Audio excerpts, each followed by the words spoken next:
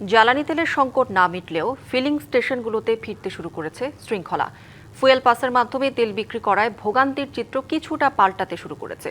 তবে অ্যাপে নিবন্ধনের জটিলতা এবং পাম্প ভেদে আলাদা রেশনিং পদ্ধতিতে বিপাকে পড়ছেন অনেকে। জ্বালানি তেলের জন্য হাহাকার আর ফিলিং স্টেশনে অপেক্ষার দীর্ঘ লাইনের চিত্র বদলাতে শুরু করেছে। শৃঙ্খলা ফেরাতে ভূমিকা রাখছে ফুয়েল পাস। ফুয়েল পাশে একটু লাইনটা ছোট হয়েছে, এটা ঠিক আছে। হ্যাঁ, একটু কমছে। গাড়ির লাইনও এমনি কমছে। গাড়ির লাইনে তো আর গোয়েন পাস নাই।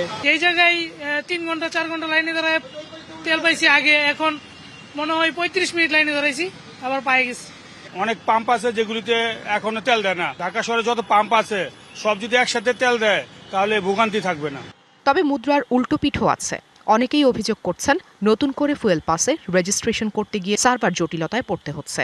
আবার যাদের স্মার্টফোন নেই বা নিবন্ধন করা নেই তারা তেল না পেয়েই ফিরে যাচ্ছেন। সরকারের ফুয়েল পাস ছাড়া তো কারো দেওয়া যাবে না তেল। আমরাও চেষ্টা করছি সবার জন্য ফুয়েল পাস ব্যবহার যেন করতে পারে সবাই। ফুয়েল পাসটা এটা সেটিং দিতে পারছে না, কি সেটিং হচ্ছে না, বলছে যে আবার যাচাই করুন। আমাদের যদি আগে পিছনে একটু মাইকিং করেও বলতো পাট ছাড়া তেল দেওয়া হবে না, আমি 1 ঘন্টা আমার অপচয় হইতো না। পাম্প কর্তৃপক্ষ বলছে সরবরাহ পর্যাপ্ত না হলে অনেক সময় স্টক শেষ হয়ে যাচ্ছে, যা গ্রাহকদের অসন্তোষের প্রধান কারণ।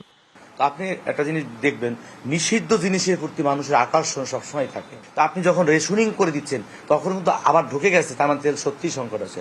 আর আমরা বাঙালি জাতি এতটাই আসলে নির্বোধ যে আমরা যখন দেখি যে এটা তেলের বা যে কোনো জিনিস, আপনি আজকের কোনো রকম একটা নিউজ কভার করেন যে কালকের থেকে লবণ পাওয়া যাবে না, আপনি যদি সন্ধ্যার পরে কোথাও লবণ পান বা 400 টাকা 500 কেজি না হয়, আবার একটা ইন্টারভিউ নিয়েন আপনি।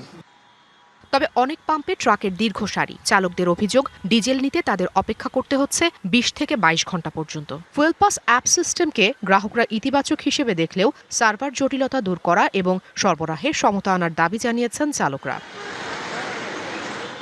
Afrin Anwar, DBC news, Dhaka.